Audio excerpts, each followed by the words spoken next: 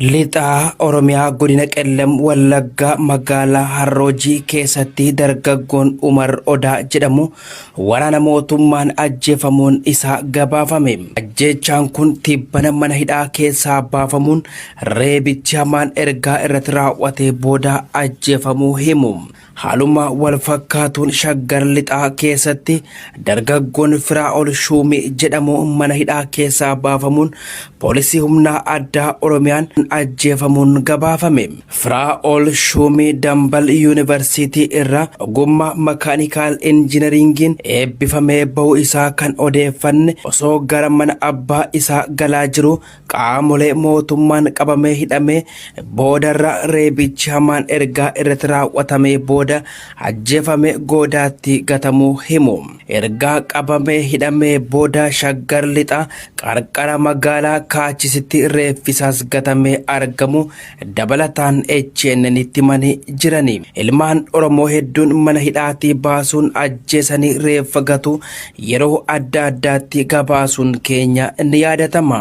Jechaan haala kanaan raawwatu bakkoota muraasatti qofaa osoo hin taane Oromiyaa kutaa mara keessatti bifa wal fakkaatuun adeema kan jiru ta'uun dhaga'ama. Gama biraan godina Booranaa aanaa Mi'ootti dargaggoota hagayyaa 20 bara 2021 halkan mana hidhaati humna poolisii addaa Oromiyaan baafaman 3 keessa 2 as buuteen isaanii dhabame. Maatiinis mana hidhaaf buufata waraanaa cufarra naanna'uun barbaadanis argachuu hin dandeenye. Dargaggoonni bakki buuteen isaanii dhabame kanneen Injiinar Boruu Guyyoo Jaarsoof dargaggoo Darajjee Biraanuu ergaa ajaja hoogganaa waajjira nageenyaa godina Booranaa Abjaarsoo Boruuraroon halkan sa'a 8 mana hidhaa baafamanii booda maatiin bakka cufaa barbaadanii hanga ammaa yaafannoon woommatanis argachuu hin dandeenye. Poolisii gaafannaan nu hin garre hin beennus jedhani. Maatiin dargaggoota kana lageeniif gaarreen cufarra naanna'uun barbaadaa jiru.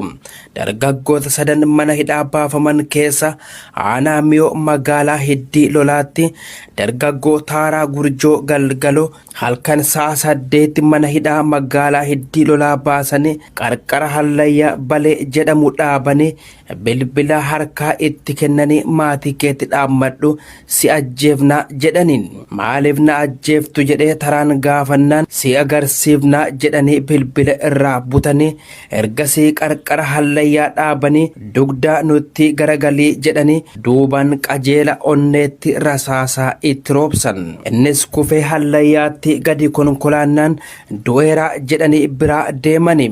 Ganamaa galgaloo lafarraa sorroqeetu qarqara magaalaa waan ta'eef imaltoonni daandii irraa arganii osoo lubbuun keessa jiru dhaqqabanii buufata fayyaa geessanii jiru. Magaalaa Hiddii Lolaa irraa hospitaala Moyaaleetti yaala dabalataaf dabarfame yaalamaa akka jiru namni sodaa nageenya isaaf jecha maqaan isaa akka dhaamu hin fedhe tokko HNNitti himee jira.